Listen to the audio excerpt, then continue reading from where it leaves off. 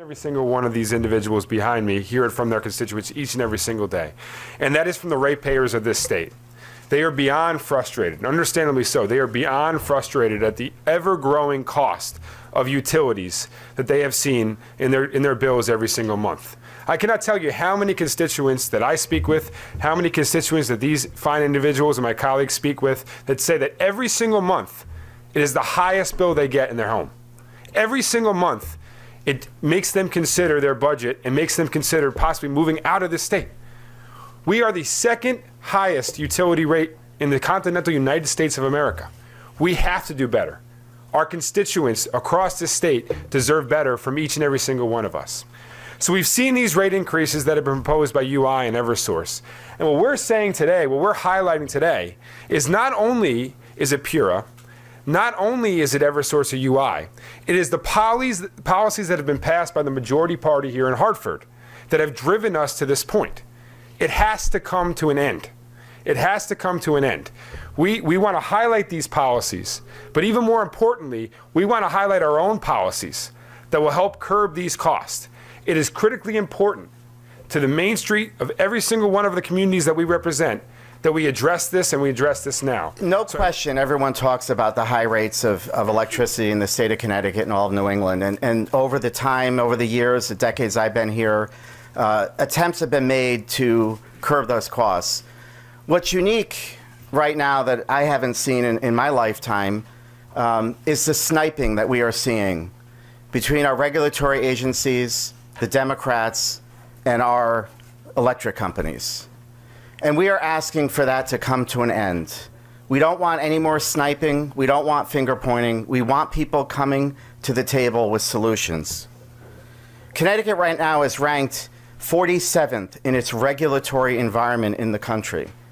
We have now lawsuits after lawsuits, not just from our electric companies, but our water companies as well, because of the relationship that PURA has created with our utilities. And we are asking the governor today to look at that body and to make the reappointments or appointments that are necessary to PURA in order to start righting this ship. We can't continue to ignore what they're doing. He has a responsibility to come to the table. When we look at some of the policy decisions that were made, we're going to talk about that today, is the rate increase that was just put in, these RAM charges, one of which is because of the moratorium that has been put in place by this governor not allowing for the electric companies to turn off people's electricity for non-payment. That policy has gone on for 4 years. We are the longest state in the nation to be giving away free electricity to residents. And now what's happened is there's a $200 million bill to pay, and it's going to fall onto those people that are actually paying their bills.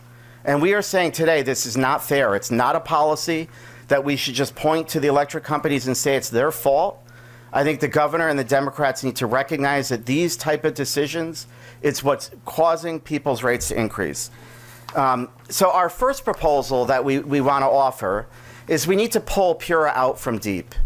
They need to be a standalone agency where they're focused on our grid and electric rates. We continually to see the influence on our energy policies that DEEP has when they're looking for green energy. They're not taking cost into consideration. And so we believe those two agencies need to be separated. And so everyone in this state knows that Connecticut's electricity rates are too damn high. It's not acceptable that we have the second highest electricity costs in the entire continental U.S. And there is a better way. There's a better way to actually create an energy policy that will ensure that we have a reliable grid, that we have an affordable grid, and we can protect our environmental considerations as well. Representative Candelora laid out the first part of our 6-point plan. I'll lay out a few more before Representative Buckby. First, the state is becoming increasingly reliant on guaranteed long-term contracts to procure energy rather than most of our energy being procured in an open competitive marketplace. There are some good reasons to have long-term power purchase agreements as part of our procurement strategy. However, they need to be limited and they need to be reasonable and affordable. One of our proposals is that we limit the cost of our power purchase agreements to no more than double the cost of electricity in the wholesale market. To me, that sounds like a very reasonable proposal. How can you justify buying electricity on the backs of ratepayers by more than double the wholesale market? The problem is that we have power purchase agreements out there or pending that likely will be 2-3 times the cost of electricity in the wholesale market. That's not acceptable. We should at least delimit those power purchase agreements to be no more than double the cost of electricity in the wholesale market. I'm here to talk a little bit of the common sense. The common sense is we carried this moratorium for 4 years, which is way too long. It's way too long. The RAM adjustment calls for about a fifth of that RAM adjustment to be to pay back some of this money on the moratorium. Common sense would be, let's be fiscally responsible, take those ARPA funds that we have, and while there's great ideas, everyone has great ideas in this building, we're chock full of them, but the smart idea is a little fiscal responsibility. Let's take those ARPA funds and pay that down, because all these people were paying their bills this entire time, should not be covering that for the rest of the state. Those ARPA funds should be allocated to cover the RAM adjustment, and I'm not telling PURA how to do their job. We're offering a solution. We're not here to point fingers and cause problems. We're here to present solutions for everybody. So I think it's a common sense solution that will drive people a little more acceptable to where they feel they need their bill to be. We got a lot more work ahead of us, but this is one step we can make as a common sense solution for every ratepayer in the state.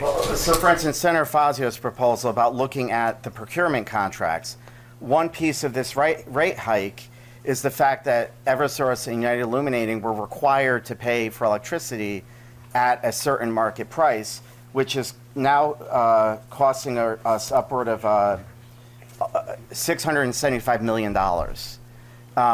So what his proposal would do, or what our proposal would do, is say those purchase agreements need to be capped, because we can't just push it onto the ratepayers. We're looking at a wind project that might be 4 times the amount of the current rate. And so when that wind project goes through and we tell Eversource or United Illuminating, you have to purchase that at 20 cents a kilowatt, when the market is 4 cents, ratepayers end up paying more. So I think we look at this very much as a short-term addressing the issue and a long-term of addressing of the issue. So you have the long-term aspect of this, which is the procurement policy. So what we're saying is, if it's double the market rate, we should not be forcing DEEP to go out and procure that energy resource, right? We have to be mindful of the fact that this is costing the consumer far too much money in the state of Connecticut. Again, to reiterate, we are the second highest utility rate in the continental United States of America. If that doesn't tell you anything you need to know about what that's doing to the residents of the state, nothing else will. So we're saying, going forward, we have to be more consumer friendly when we're finding and procuring energy resources. So that's number one. That's a long-term aspect. The short-term aspect, as you mentioned, Susan, was the ARPA funds. But we still don't know how much ARPA money is out there. It could be upward of $200 million of leftover ARPA. But one thing we do know, it needs to be spent this year. And in my opinion, when we leave Democrats to their own devices, they don't necessarily spend the money in the right way. The reason why this is a good policy, it's a one-time expense for these RAM charges. I don't want to see this money going toward policies and programs like higher education, because the ARPA money does not fall under the spending cap. With that amount of money, if we could utilize that to pay down some of this RAM, that's the short-term solution to this. So I think if you combine both of those, as well as the long-term aspirational aspect of this, which is separating DEEP from PURA. You have two different agencies, frankly, that are going in two different directions. You have PURA, which we would argue should have more of a consumer-based, affordability-based review of the policies that we're implementing and what UI and Eversource are inputting for increases or rates. And then you have DEEP, which is procuring, has one particular agenda, which pursuant to what our policies are here, are driving the cost, skyrocketing it up. So we have to separate those two agencies because they obviously have two separate agendas in terms of what they're looking to do for the consumers. The governor's holding off on these pure appointments as a way of leverage over the authority. Well, I will say I find it very troubling. We have a system where you make the appointments and they serve their terms. We have 3 individuals in PURA that their term could end at any moment. The governor's office has 100% control over every policy decision out of PURA because those appointments have not been made.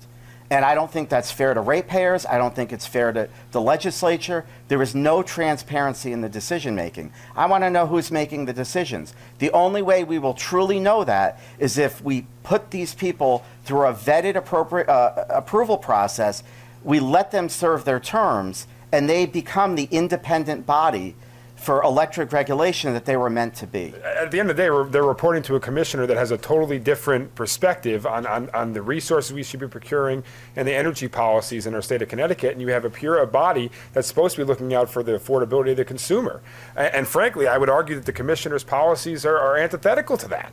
So I don't know how you could have a body that's supposed to be looking out for consumer protection and consumer affordability, and you have a commissioner who's their boss that is promoting policies that are going to simply drive costs up. I think that's the biggest aspect of this. When Pura is continually to deny their investment costs, what are they left to do? And so we want to have an adult conversation rather than what we've seen in the past of this behavior of just making these cuts or underfunding.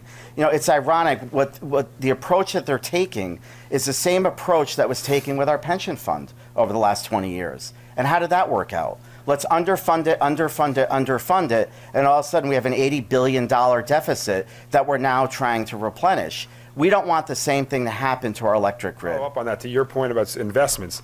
You know, we have two caucuses here that are promoting policies that are looking to cut the cost going forward and short term.